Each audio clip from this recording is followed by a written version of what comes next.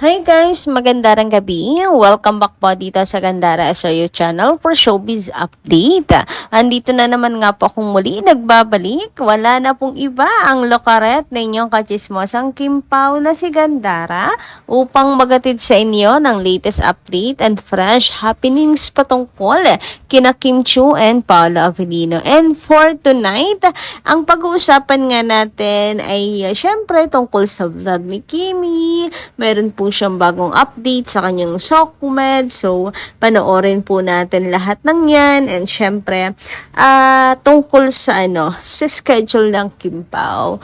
Ayan, na mukhang naudlot. Suspendido muna ang ganap ng Kim Pao, guys. Medyo sad ang ilan sa ating mga kakimpaw kasi medyo pahirapan talaga sa ayudas. Pero okay lamang yan. Kasi kung iisipin nyo naman, pahinga ng Kimpaw, parang goods na rin tayo eh. But anyway, sa mga hindi pa nakaka-subscribe po sa ating channel, pakiclick lang po tayo ng subscribe button natin at notification bell na nandiyan sa baba para mag-updated po kayo at ma-notify tuwing may bago tayong chika at balita hinggil sa Kimpaw. Basta mga balita po na may kinalaman kina Kim Chiu and Paolo Avellino, sagot na natin yan. And bilang pasasalamat sa ating mga taga-subaybay, narito't may ilan po ako nabiling basahin sa inyo. Tanda na aking pasasalamat sa walang sawa niyong pagsuporta. Ayan, unang komento na napili natin ay from Madam Teres Burka. Shoutout po sa inyo, Madam Teres. Nako, parang medyo madalang-dalang na pangalan tong ating nababasa. So kung bago po kayo, welcome sa aking channel. Even Kimi, ayaw na niyang balikan ang nakaraan. Hindi siya naniniwala sa second chance when it comes to love. So, let's leave it that way. May mga bagay na hindi na dapat ibalik. Kaya tanggapin na lang sana ng lahat ang sitwasyon. Respeto na lang kung sino ang nagpapasaya sa bawat isa. Sa kanila, pareho na naman sila. May kanya-kanyang buhay. Ngayon, support na lang natin ang bawat isa. Ngayon, kung sino ang gusto mo, doon ka. May kanya-kanya naman tayong gusto sa buhay. Yun na lang ang sundin natin. Huwag na magpaka-toxic to the point na sisiraan pa natin ang isang tao para ipilit ang ating gusto. Ay, gusto ko yung mindset na yan, Madam Teresa Burka. Mga magkakasundo tayo dyan. Kaya nga, gano'n na lang. Gusto mo dun sa isa?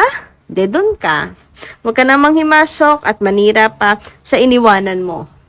For example, dating ka sa love team na to. Pero dahil nawala, mas gusto mo na dito sa isa, galit ka naman dun sa isa, ano na lang, huwag na siraan kasi parang hindi naman, para namang hindi tayo minsang magkakasama-sama. Diba? Isa lang naman yung gusto natin eh. Suportahan yung nagugustuhan natin. Di sumuport na lang. Pero iba yung sumusuporta ng naninira. Ay, iba yon.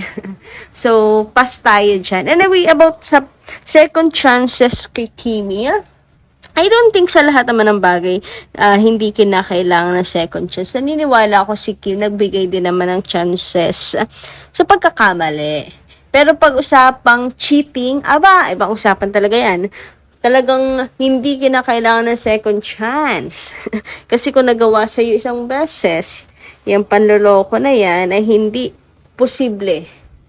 Hindi imposible pala. Hindi imposible na maulit muli. Uy! Sana'y maulit muli. Charot. So, ayun. Hindi talaga imposible. Kapag ka-cheating na yung issues, hindi na kinakailangan ng second chance. Kailangan pa ba nating maranasan bago tayo matuto?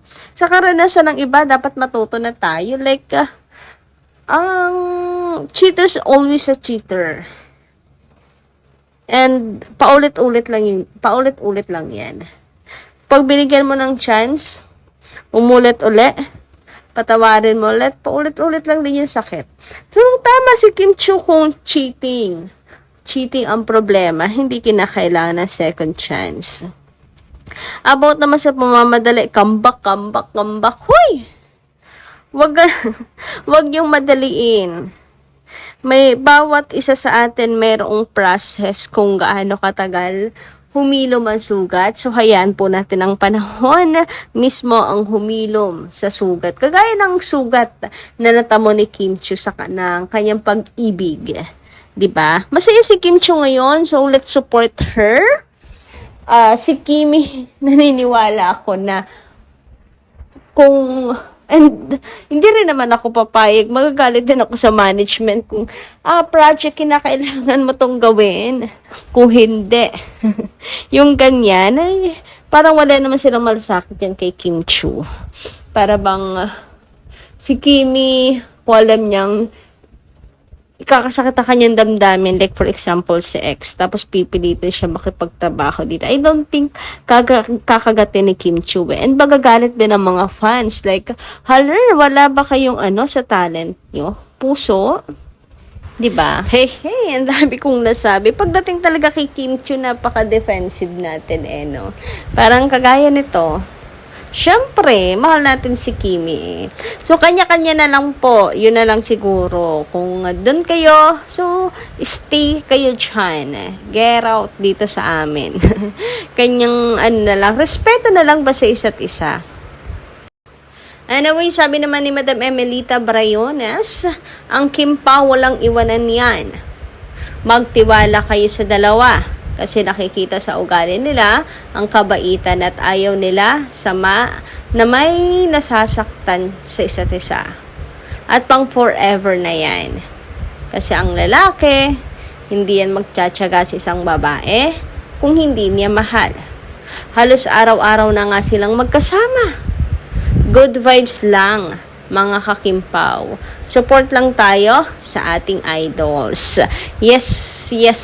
Araw-araw na nga silang magkasama. Pero na lang kung kung magkahiwalay man sila, agad-agad sa isa't isang uwi. Grabe nga naman yun. Pero halos araw-araw talaga magkasama. Lalo na ngayon na mayroon po silang another project together. Why? #excited na for the alibay. Sino dito excited na? So, baka ngayong week na to, darating na week, bukas, magsimula na ulit sila at balik taping na. Di natin sure, pero abang tayo.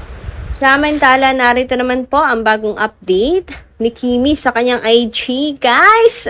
Ayan, so ngayong gabi na po ang vlog ni Kimi, A Day in My Life. New vlog. So, sugod na po sa mga namimiss si Kim Chiu. Uy, buti na lang talaga nakakasingit pa si Kim mag-vlog, no? At least kahit pa paano, nakikita natin siya behind the scenes, paano yung ganaps. And, ayun nga, daming sabi, sana mahagip si Paolo Avellino, magkasama silang dalawa, and etc. So, alam nyo, ang dami ring nagre-request na sana more vlogs with Paolo Avellino talaga. Talagang daming sana mag-vlog na silang dalawa always together. Masaya yon for sure. And parang na rin siya, confirmation pag nagkataon kasi lagi na silang magkasama sa vlog. Pero, kung masingit nga ni Kim Chiu sa kanyang schedule. Buti nga po kahit paano, hindi ba nakakasingit si Kimi sa pagbablog. Biruin mo yun, nagtatrabaho, nagbablog, di ba? Kung ako yan, pagod na. Pero ito yung kasiyahan ni Kim Chiu. Ito yung buhay niya. So parang, hindi rin siguro niya feel na nagtatrabaho siya. Kasi ito na yung buhay niya Kagustuhan niya rin. So panoorin po natin yung vlog na yan ni Kim Chiu. Sugod na po sa kanyang channel. Samantala, dumako naman tayo dito po sa Kim Pao. Tag-ulan na talaga, guys.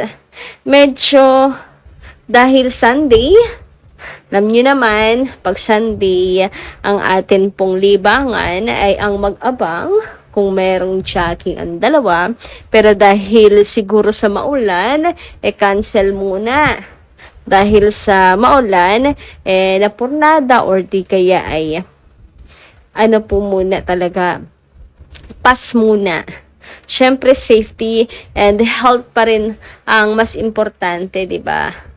So, ayun, tiis na lang din po muna tayo. Mukhang bokya talaga sa mga ayudas, pero okay lang yan. Kung nakakapagpahinga naman sila, why not? Kaya nating magtiis, di ba? So, kahit suspendido muna ang kanilang jogging sa morning session, okay lamang po iyan. Malay nyo naman, nag-workout pa rin sila sa kanya-kanyang tahanan, mga ganyan. Or together, di natin alam. Sila-sila na lang, di ba? Basta nakakapagpahinga po sila, goods na ako doon. Bawi na lang, marami pang mga araw. Dami pa tayong mga ayudas na tatanggapin sa mga susunod pa. Marami pang bukas po. Anyway, hanggang dito lang muna aking update. Maraming salamat po sa inyong pakikinig. And kita-kits po tayo sa mga susunod ko pa pong chika. Don't forget po ha to click the subscribe button and notification bell for more updates. Sa mga opinions nyo naman, pakilapag na lang po dyan. And malay nyo, mapag-usapan po natin yan sa susunod na araw. So yun lang. Good night.